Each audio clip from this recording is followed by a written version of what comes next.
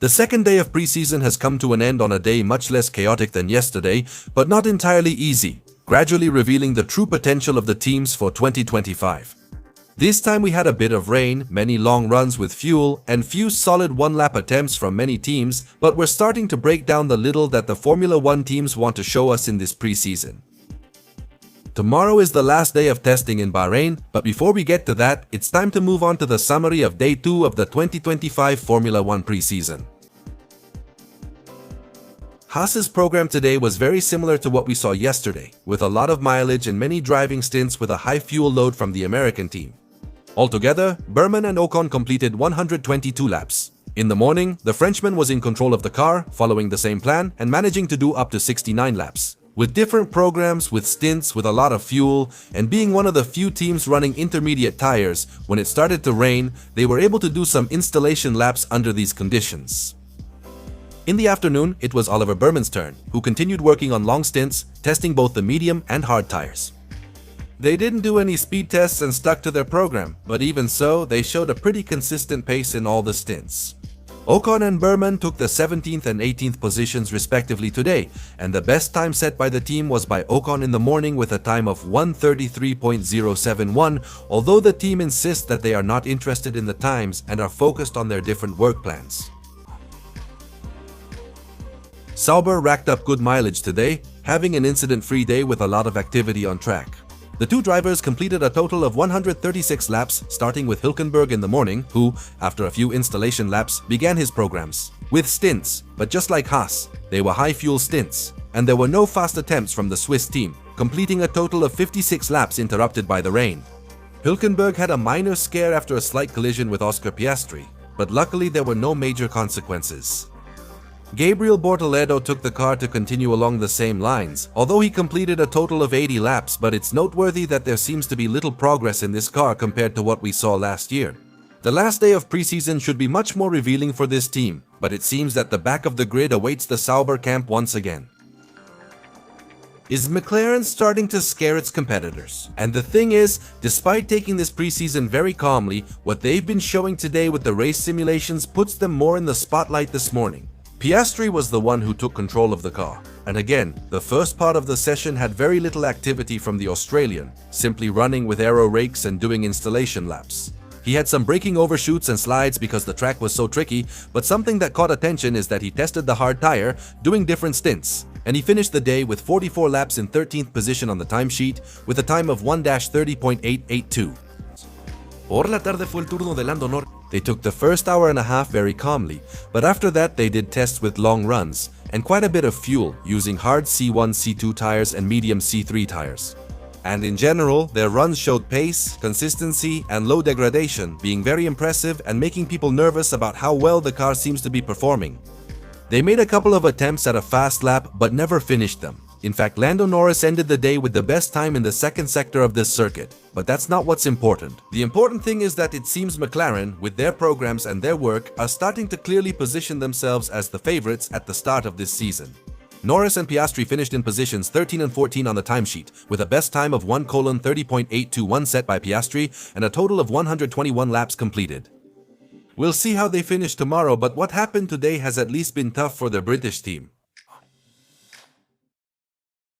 The Racing Bulls finish another productive day with 140 laps completed between their two drivers. Tsunoda for his part started the morning, which began with relatively little activity.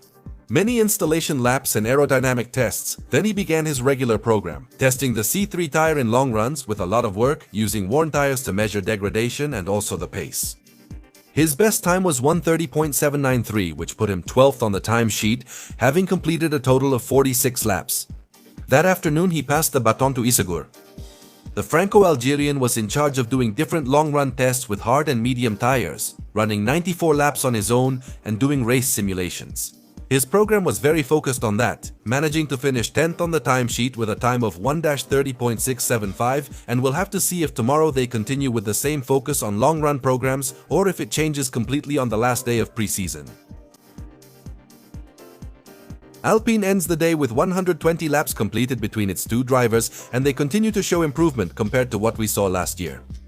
Pierre Gasly started the day, who began calmly with several installation laps and aerodynamic tests using pitot rakes, followed by short stints without many laps, as he only completed 40 in total, also affected by the rain.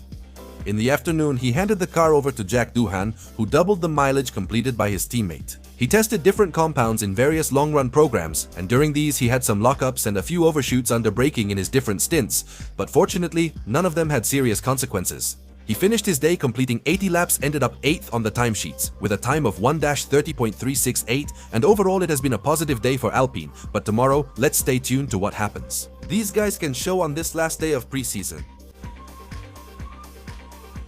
Today, Liam Lawson drove the RB21 in both sessions, but the morning was difficult for both him and the team. He was only able to complete 28 laps before an apparent hydraulic problem appeared in the car, and he couldn't go out for the run. In the afternoon, once the problem was solved, the most notable thing they had was a race simulation with hard tires, where some instability in the rear of the car could be noticed, especially when Lawson had the medium tire. In the end, they finished as the team with the fewest laps accumulated today with only 91, and any important reference will definitely come tomorrow when Verstappen gets in the car. Lawson finishes 7th on the timesheet with a time of 1-30.252, and that ends his participation in this preseason. 2025 ha finalizado oficialmente. Aston Martin again had an odd day, completing few laps and remaining the team that raises the most questions about their standing. In the morning, Fernando Alonso drove the car, starting on medium tires with a short stint. Later, he switched to hard tires for another short stint, showing consistency, but when the rain came, even though they had wet tires, they didn't go out much to use them. In reality, his entire session was characterized by short stints and different types of tests, ending the day with 45 laps and an 11th position on the timesheet. In the afternoon, Lance Stroll took over, and again, the first session was calm, focusing on installation laps. And when Lance finally went out, he focused on a short stint program with rather slow pace. And his attempt at a fast lap put him 6th on the timesheet with a time of 1:30.229. The low mileage is noteworthy. At season's end, Aston Martin's pace still doesn't reveal their current standing. They only managed 102 laps, the day's second lowest mileage. And we just have to see if anything changes tomorrow regarding how many laps they've done, and if they reveal a bit more about what's going on with this team and their pace. Because so far, things haven't revealed much, leaving many questions before the season starts. Mercedes finishes the day with the highest mileage. Their two drivers completed a total of 152 laps, and once again, they show reliability and a lot of stability with that car. In the morning, the one in charge of driving the car was George Russell, who was the driver that did the most laps in the morning session, with 71 laps under different scheduled programs. He managed to set fast laps, even led the timesheets for a while, and carried out some short and long stints on medium tires. In the afternoon, Andrea Kimi Antonelli led race simulations using the hard and medium compounds. Showing that, generally speaking, the car performs well, but it has higher degradation than its direct rivals, or at least that's what his stints on medium and hard tires showed. It appears Mercedes has improved their base compared to last year, but we'll see if tomorrow's race simulations confirm this. But for now, they finish in positions 4 and 5 on the timesheet, with Russell's best time being 1:29.778. Ferrari's preseason still isn't very clear about whether they're behind McLaren or if they're holding something back. In the morning, Hamilton was in charge of driving the Italian car, working a lot with the medium tire, doing some fast laps, and in fact, he ended up leading the morning with a time of 1:29.379, having completed a total of 45 laps. In the afternoon, Charles Leclerc was in charge of driving the car, testing the E4 tires during part of the session, but focusing on simulations. However, the pace is unclear due to stint degradation. By the end, the McLaren driver, who had already lost ground in the morning, was the one in the room, still driving that car. He made an attempt at a fast lap that left him 3rd on the timesheet with a time of 1:29.431 and completing a total of 128 laps. At this point, if Ferrari is hiding something, they're doing it very well, but if not, there may be reasons to start getting a little concerned about Ferrari's start to the 2025 season. And finally, Williams had Carlos Sainz for the whole day on Thursday. He was the solo driver who completed the most laps, totaling 127, and finished the day with the fastest time, set in the afternoon with a lap of 1:29.348. In the morning, he set his best time with the C2 tire and made several attempts with this tire. He completed 44 laps and finished third on the morning session timesheet, and in the afternoon he tried fast runs again, where he took first place and stayed there throughout the day. After this, he did long driving stints with race simulation, showing the consistency and pace of the car, which seems to have improved a lot and continues to look very promising.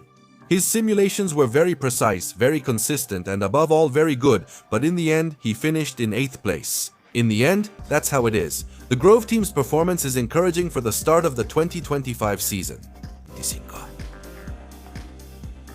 With this, ladies and gentlemen, we conclude the summary of Day 2 of the 2025 Formula 1 preseason, where things are a bit more revealing. But we still don't know much about the real pace of the teams, which we'll most likely start to see tomorrow. When the qualifying simulations are done, the race simulations continue, and that's when we'll have a better idea of where each team stands. Share your thoughts in the comments about this second preseason session. Which team is surprising you? Which team is disappointing you? As well as all your opinions about this preseason. Feel free to leave them in the comments, and I'll sign off by saying I'll see you tomorrow for the last recap of this preseason on this Skyline Racing channel. So thank you for tuning in, see you tomorrow, and goodbye.